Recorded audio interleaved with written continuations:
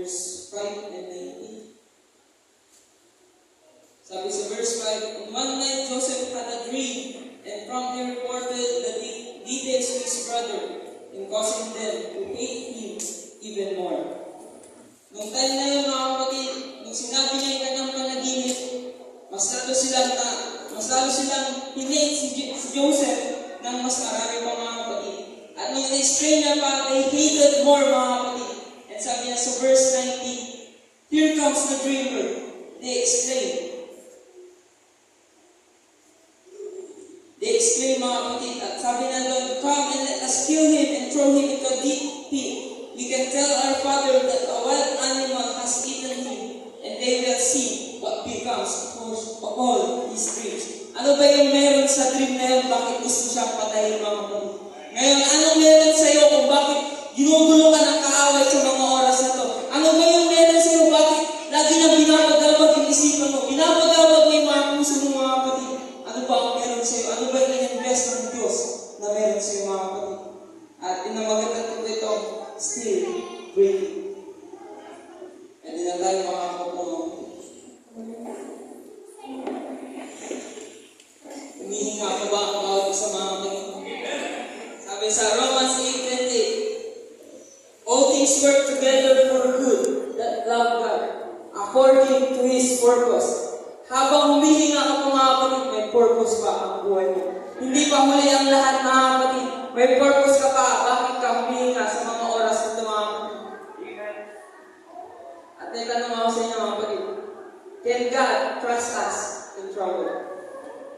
Mapagkakatiwalaan ba tayo sa mga panahon na may problema, sa mga panahon na may pagsubok? Di ba sabi natin, lagi natin naririnig, trust God, mga kapatid. Ngayon, gusto kong sabihin sa inyo, God trust you, mga kapatid.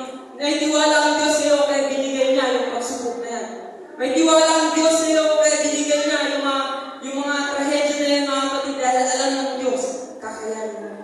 Alam ng Diyos, mapagtatagumpayan mo, mga kapatid. Kung babalikan natin sa Book of Matthew, mga kapatid, naalala nyo yung time na pinakain ng Diyos, yung 5,000 people, mga kapatid. Jesus fed multitudes of men, mga kapatid. Pinakain ng Diyos ang maraming tao.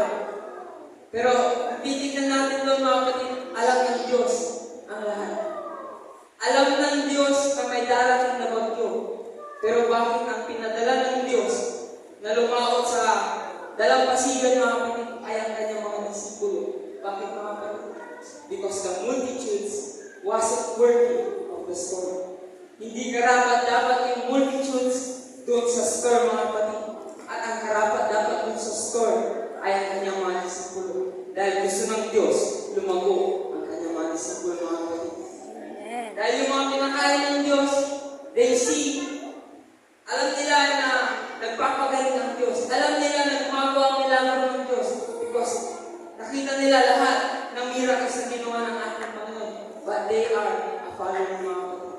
They are not a disciple. Ngayon, mga kapatid, gusto ng Diyos na lumago ka, mga kapatid. Kaya, if God put us in trouble, ibig sabihin nun, confidence. Malaki ang kumpiyansa ng Diyos. Malaki ang tiwala